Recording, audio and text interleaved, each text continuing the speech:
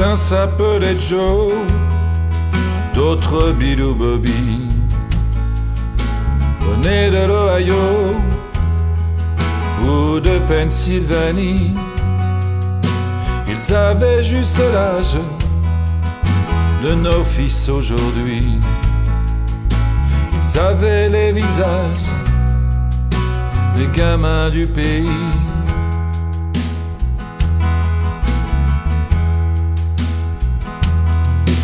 Ces photos qu'on peut voir aux dates anniversaires, tous ces films d'histoire qui racontent cette guerre, nous les montrent parfois graves ou avec le sourire. Ils seront tous les braves des combats à venir.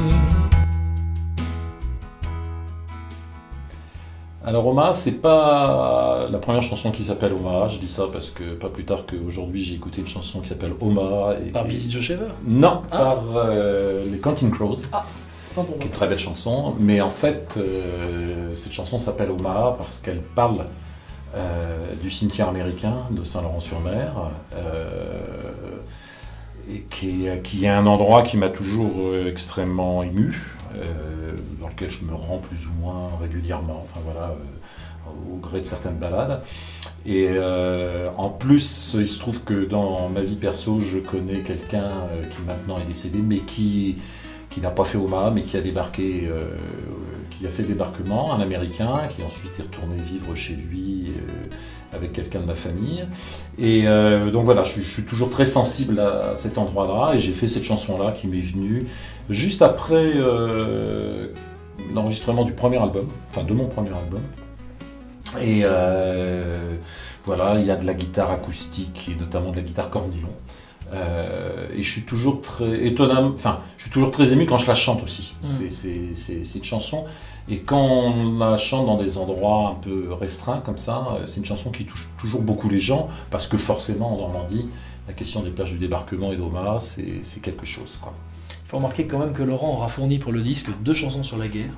Oui, c'est important de le signaler. Oui, la deuxième tout à l'heure.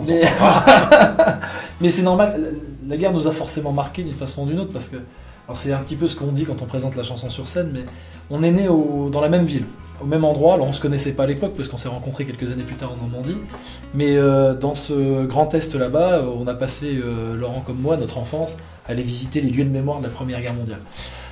C'est normal, c'était les voyages scolaires. Et puis comme on a vécu une partie de notre vie d'adulte en Normandie, on s'est retrouvés finalement à visiter les sites de la Deuxième Guerre mondiale. Et forcément, voilà, c'est des lieux qui marquent, et je trouve que cette chanson-là fait assez bien ressortir l'émotion que tu ressens quand tu es dans ces lieux très spéciaux. Tout à fait, tout à fait. Qui reste par ailleurs le cimetière en lui-même, et même les abords. La plage est une plage magnifique, c'est toujours un endroit extrêmement paisible, et quand on sait ce qui est passé, c'est toujours un peu... ça bouleverse, quoi. Donc voilà.